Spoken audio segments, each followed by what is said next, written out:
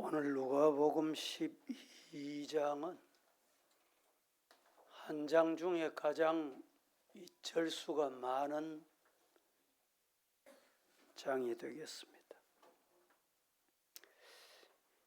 59절까지 있는데 첫 대지는 바리새인들 외식을 주의하라. 이 말씀을 하시고 교훈하시고 계실 때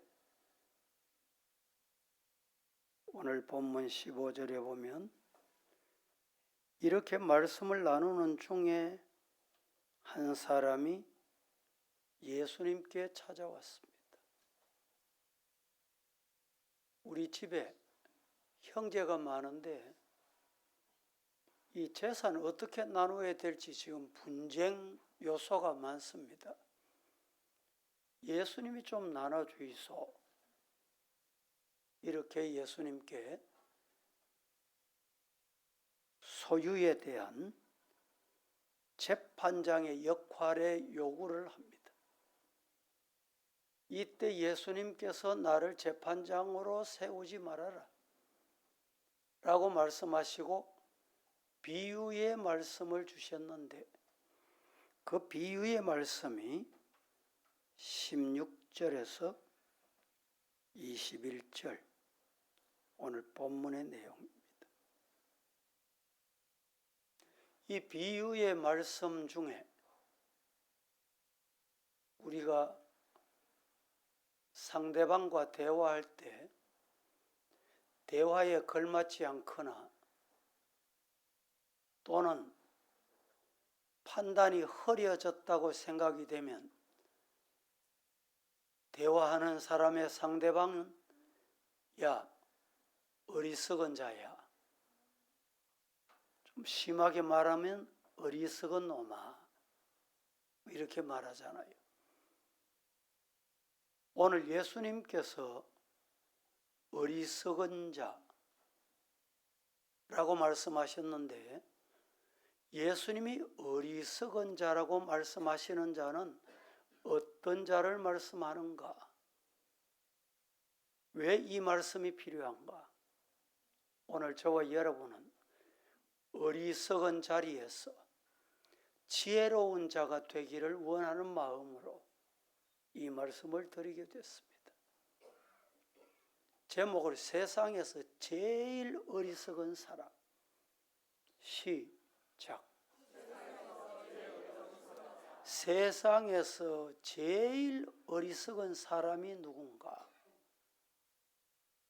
여러분은 세상에서 제일 어리석은 사람이 누구라고 생각합니까?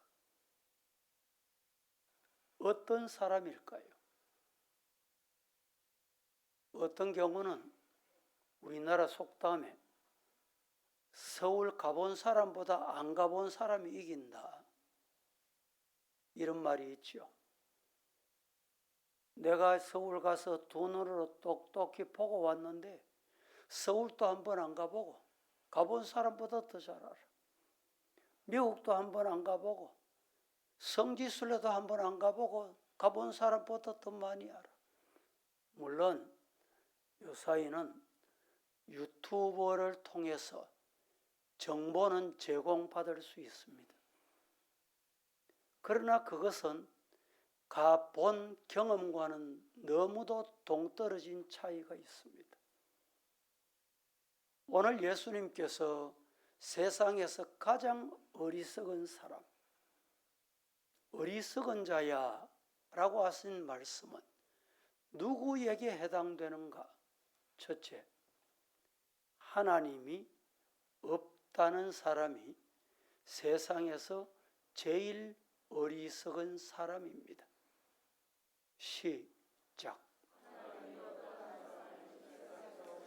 세상에서 가장 제일 어리석은 사람이 하나님이 없다는 사람입니다. 이런 사람은 내 부모 없다. 부모 없이 태어났다. 라는 말과 같은 거예요. 시편 14편 1절 말씀에 이렇게 말합니다. 어리석은 자는 그의 마음에 말하기를 하나님이 없다 하는도다. 하나님이 없다고 하면 어떤 일이 생기느냐? 하나님이 없다는 자들은 부패하고 그 행실이 가정하니 선을 행하는 자가 한 사람도 없다. 하나님 없다고 하는 사람 중에 선을 행하는 자는 한 사람도 없다. 여기에 선은 복음입니다. 생명의 양식입니다. 영생의 길을 가는 것입니다. 하나님이 없다고 하는 자는 선한 길 가는 자, 영생의 길을 가는 자, 생명의 길을 가는 자는 하나도 없다. 그래서 마음이 부패합니다. 부패하면 더러운 냄새가 납니다. 악취가 납니다. 여러분 곁에는 예수의 향기가 나기를 축복합니다. 누가 예수의 향기가 날? 하나님이 계신다. 교회 와서 이렇게 예배 드릴 때나 일주일 세상에 살 때나 하나님이 계시면 같아야 돼. 말은 하나님이 계신다고 하는데 예배 드릴 때는 하나님이 계시는 것 같아. 찬송 부를 때는 하나님이 계시는 것 같아. 그런데 예배 드리고 문 밖에 나가면 하나님이 안 계신 듯 그렇게 삽니다.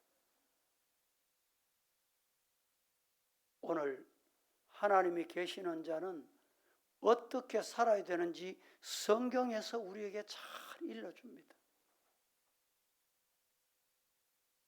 어제 신축 성전에 공사가 있었는데 바깥 공사를 열심히 하고 비계를 100% 철거를 다 했습니다.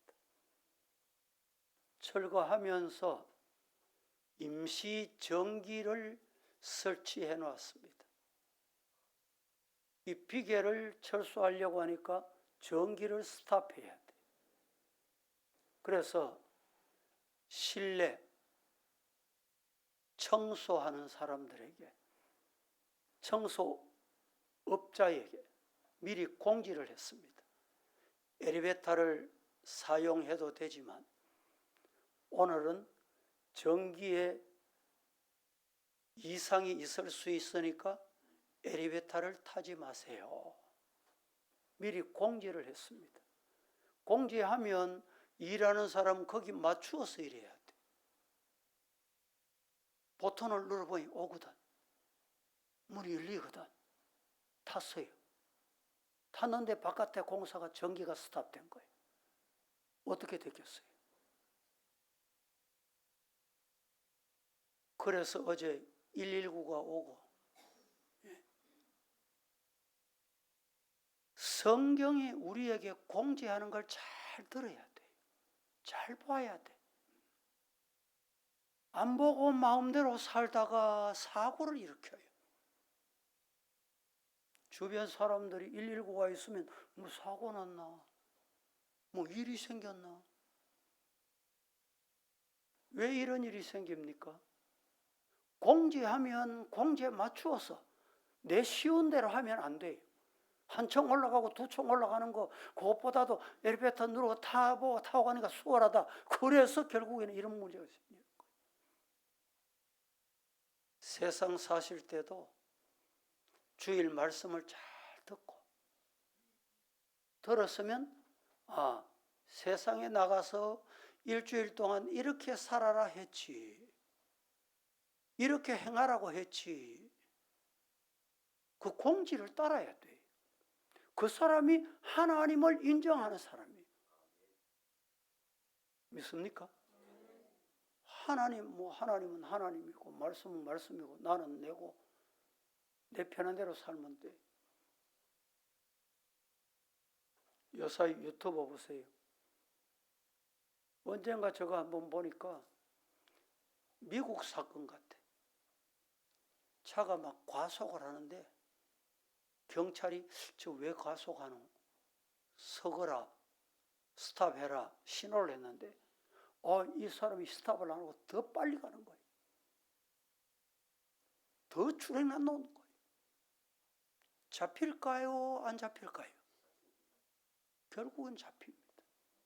지금은 도망가지. 얼마나 추격했냐. 1시간 동안 도망을 가는 거예요. 미국은 추격을 하면 입체로 추격합니다. 육지에서, 상공에서, 무전으로 추격하기 시작하면 헬기가 뜹니다. 어디로 들어갔는지 어디 코스로 갔는지 다 보는 거예요. 그래서 즉시 무전을 합니다. 그거 보고 제가 깨달은 게 있어요. 내가 어두운 데 가고 안 보면 모르겠지. 아무도 안 보지. 하나님은 헬리콥터보다 더 정확합니다. 예? 믿습니까? 얼마나 정확한지 적각 신호를 보내요.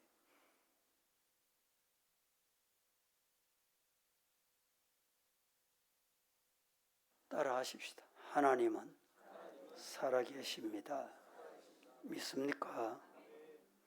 하나님이 없다고 하는 사람은 가장 어리석은 자입니다. 토마스 페인이라는 영국의 무신론자가 있었는데 인간의 자유에 대한 책을 저술했는데 하나님을 대적하고 기독교를 조롱하는 책을 썼습니다. 이 책을 보신 분도 계실 거예요. 이성의 시대, The Age of Religion이라는 책입니다. 걸작품을 쓰기 시작하면서 이 책은 장차 기독교가 박멸하고 멸절될 것이다. 이런 꿈을 가지고 썼습니다.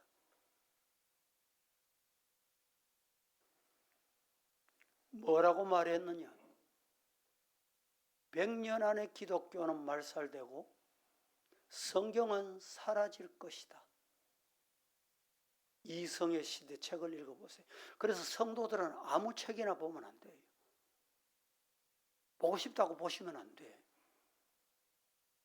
성경을 먼저 보고 성경을 알고 봐야 돼. 설교자도 마찬가지. 지도자들, 교인들 여러분, 이 기관에 가서 설교하는 분들, 기관에 성경 공부하는 분들 조심해야 돼. 우리 주일학교 죄송합니다마는 교사가 분방 공부를 해. 분방 공부하는데 지나가다가 들으니까 요나는 진짜 실물이 아니야. 이 이야기를 들으면 돼. 이런 사람이 선생을 하고 교사하고 있다는 거예요.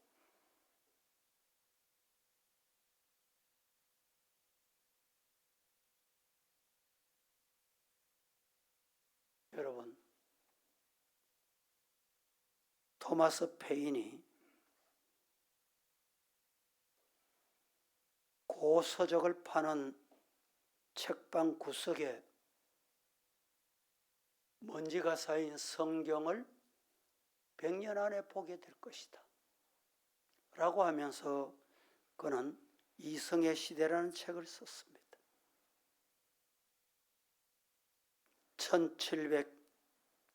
1794년에 출판된 이 토마스 페인, 결국에 그 책 때문에 고민합니다. 마지막에 외롭게 고독사합니다. 다 잃고 이런 말을 남깁니다. 내 평생에 이성의 시대는 책 출판했는데 이 책을 세계에 흩어져 있는 책을 거두어 드릴 수 있다면 꿈에도 소원이 없겠다. 후회했다는 말입니다. 이름이 페인이잖아요. 토마스 페인. 결국은 페인이 되고 말았어요. 이름도 중요합니다.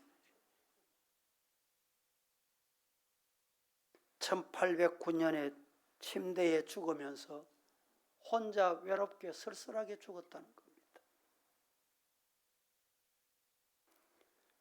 지금 21세기인데 18세기 유명한 불란서의 계몽주의 철학자 볼테르 이름 많이 들어보셨잖아요.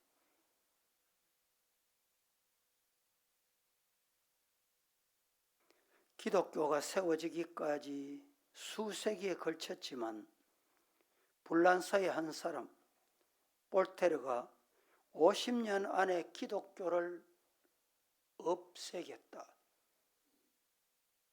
라고 하면서 하나님을 대적하는 글을 썼습니다. 그런데 그가 결국에 죽었습니다. 죽고 채 20년이 되기 전에 그의 집은 성경 공회가 사들여서 성경 출판사가 됐습니다. 아직까지 성경은 세계 오고 오는 세대의 베스트셀러입니다.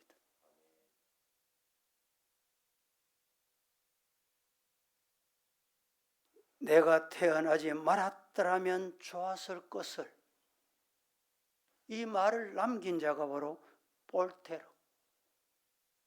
기독교를 말살하겠다고 했던 자가 기독교 말살하려고 했던 그것 때문에 결국에는 내가 차라리 이 땅에 태어나지 않으면 좋았을 것을, 천국도 없다, 지옥도 없다 하던 이 자가 마지막 죽으면서 나는 지옥 간다, 이 말을 남기고 세상을 떠났습니다. 아이러리한 거 아닙니까?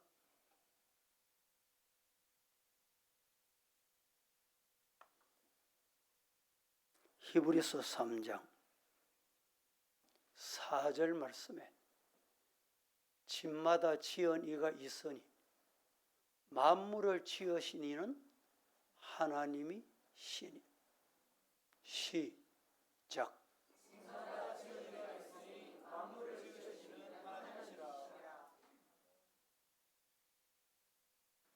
지금 지구는 끈으로 매단 것도 아니고 어디 연결된 것도 아닌데 공중에 떠 있습니다. 떠 있는 이 지구는 몇 도 기울어져 있어요? 예? 아시는 분 없어요? 27도 기울어져 있습니다. 기울어져서 24시간 돌고 있어요. 365일 만에 태양 중심으로 공전합니다. 1%만 각도가 틀어져도 지구는 어디로 사라져 버릴지 모릅니다.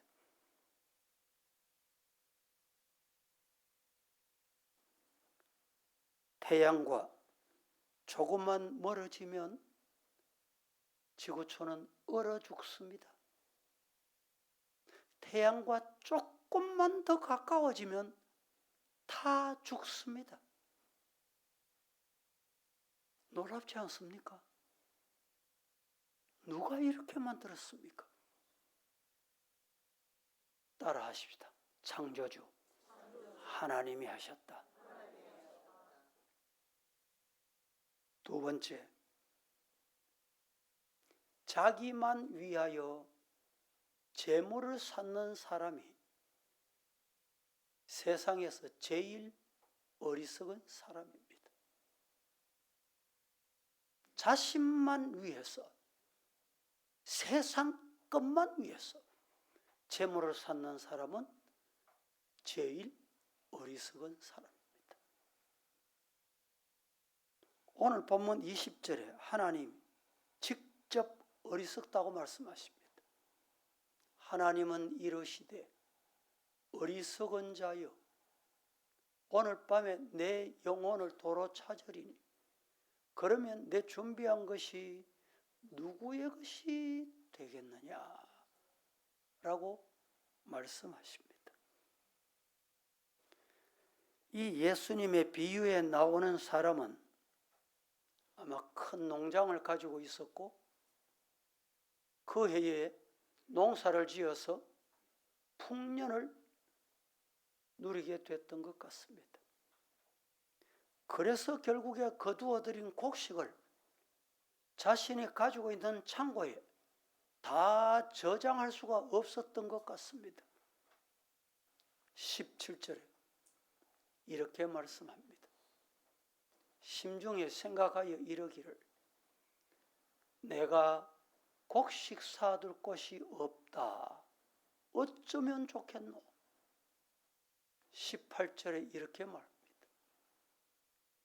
내가 이렇게 하겠다. 곡간을 헐고 더 크게 짓고 내 모든 곡식과 물건을 거기에 사두리라. 라고 하면서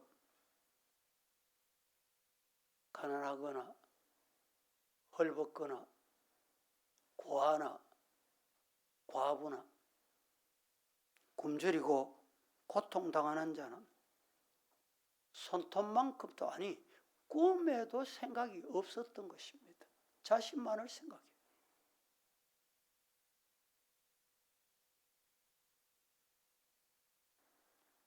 더욱이 어리석은 것은 19절 말씀에 이렇게 말합니다. 또 내가 내 영혼에게 말합니다. 영혼아, 여러 해 설 물건을 많이 사두었으니 평안히 쉬고 먹고 마시고 즐기자. 얼마나 어리석습니까? 영혼은 육신껏 먹고 사는 존재가 아닙니다. 그런데 이 어리석다고 생각하는 이 어리석은 부자는 영혼도 육신이 풍요하면 되는 줄 알았어요.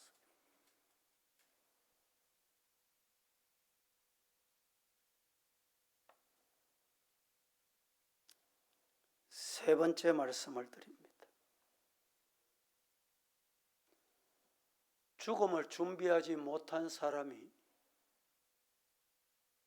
세상에서 제일 어리석은 사람입니다. 지난주 한 주간 동안에 제가 4사람이 세상을 떠난 소식을 들었습니다. 우리 이병일 목사님 같이 학교 계시는 51세 된 교수가 젊은 교수가 갑자기 세상을 떠났대요. 또 국회의원 5선했던 57세 된 이상민 전 의원이 갑자기 또 세상을 떠났대. 또 80여 세 된 제가 아는 분 2분이 또 세상을 갑자기 건강하다. 건강 자랑하던 사람이 갑자기 세상을 떠났다.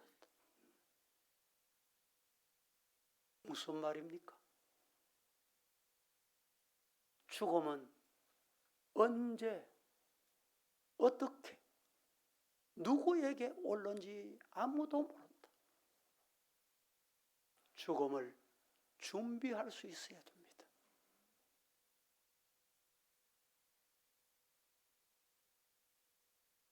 어떤 양반이 지팡이를 하나 자기 집에 있는 바보에게 주면서 이 지팡이는 네보다 더 바보가 있거든 줘라. 양반이 죽을 날이 가까웠어. 이 바보가 건강하셔야지요. 내가 갈 날이 다 된 것 같다. 아니, 어디로 가십니까? 어디로 가셨다가 언제쯤 오십니까? 한 달쯤 되면 오십니까? 아니. 1년 되면 오십니까? 아니. 언제 오십니까? 영원히 못 온다네. 다시 바보가 물었습니다. 그러면 영원히 못 오는 곳으로 가시면 가실 준비했습니까? 아니, 나는 준비 못했다네. 당신이 바보구나. 그리고 그 지팡이를 그 양반에게 다시 줬다는 거예요. 무슨 의미입니까? 우리의 생명은 하나님의 손에 있습니다. 여러분, 죽음을 준비할 줄 아는 사람은 지혜로운 사람입니다. 어느 대학 총장을 만났더니 하는 말이, 목사님, 교수는 쉬운 것을 어렵게 설명하는 게 교수고,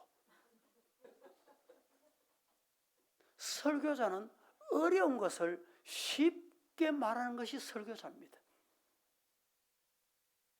그렇습니다. 죽음이 정의를 얻고 중요한 게 아닙니다. 준비하면 돼. 기도하겠습니다. 거룩하신 하나님, 오늘 또 주님께서 어리석은 자여라고 말씀하시는 이 어리석은 자가 되지 않는 비법 말씀을 주셨는데, 우리 모두 지혜로운 자로 살게 하옵소서. 예수님의 이름으로 기도합니다. 아멘.